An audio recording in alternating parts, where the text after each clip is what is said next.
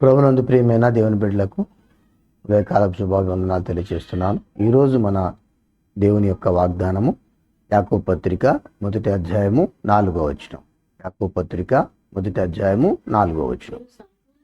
మీరు సంపూర్ణులను అనునాంగులను ఏ విషయంలోనైనను పొదువులేని వారునై ఉన్నట్లు ఓర్పు తన క్రియను కొనసాగింప నీయుడి. ఈరోజు వాగ్దానంగా మనకి ఇవ్వబడిన వాగ్దానం, మీరు ఏ విషయంలోనైనాను పొదవలేని వారు. కాబట్టి దేవుని చేతుల్లోకి మనం రాగలిగితే, ఆయన యందు విశ్వాసంతో మన జీవితాన్ని కట్టుకునగలిగితే మన జీవితాలన్నీ కూడా పొదవలేనివిగా ఉంటాయి.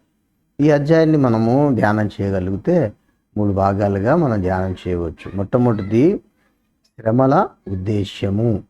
శ్రమల ఉద్దేశ్యము 1వ వచనం నుండి 12వ వచనం వరకు మనకు కనబడుతుంది. అలాగే రెండవది పాపానికి మూలము.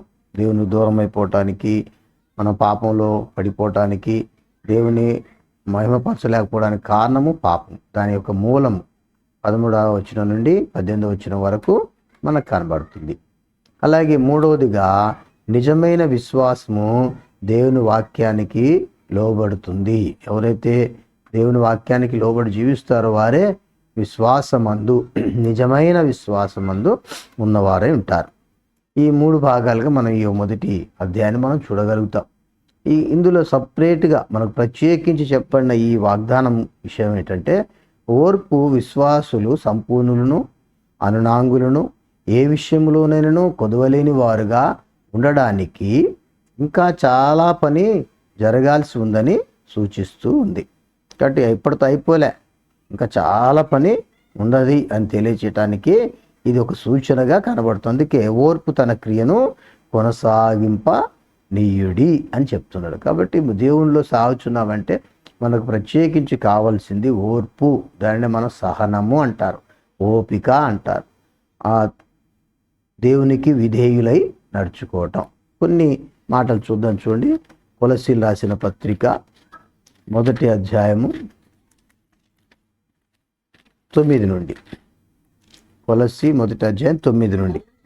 అందుచేత ఈ సంగతి వినిన నాట నుండి మేమును మీ నిమిత్తం ప్రార్థన చేయటం మానక, మీరు సంపూర్ణ జ్ఞానమును ఆత్మ సంబంధమైన వివేకమును గలవారును ఆయన చిత్తమును పూర్ణముగా గ్రహించిన వారునై ప్రతి సత్కార్యములో సఫలగుచు దేవుని విషయమైన జ్ఞానమందు అభివృద్ధి పొందుచు అన్ని విషయములలో ప్రభువును సంతోషపెట్టునట్లు ఆయనకు తగినట్లుగా నడుచుకునవలననియు ఆనందంతో కూడిన పూర్ణమైన ఓర్పును దీర్ఘశాంతమును కనపరచునట్లు ఆయన మహిమ శక్తిని బట్టి సంపూర్ణ బలముతో బలపరచబడవలననియు తేజోవాసులైన పరిశుద్ధుల స్వాస్యములు పారివారముగుటకు మనల్ని పాత్రులనుగా చేసిన తండ్రికి మీరు కృతజ్ఞతాస్తుతులు చెల్లింపవలననియు దేవుని మత్మాలుచున్నాను. కాబట్టి ఇక్కడ ఓర్పుతో మనల్ని ఒక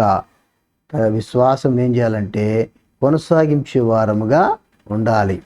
తెస్సలోనికైయుల పత్రిక 2వ పత్రిక 1వ అధ్యాయము 4వ వచనం.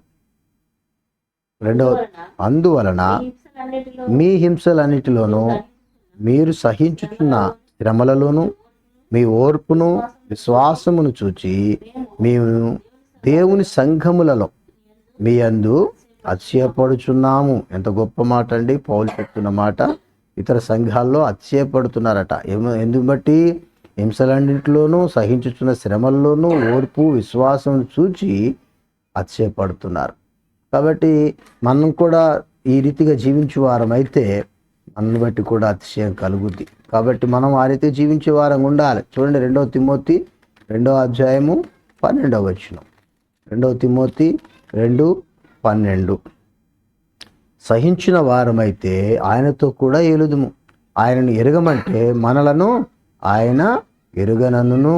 కాబట్టి సహించే వారం ఉంటే దేవుని మహిమార్థంగా ఉంటాం. అదే 3వ అధ్యాయం చూద్దాం. చూడండి, 2వ తిమోతిలోనే 2వ అధ్యాయము 10వ వచనము.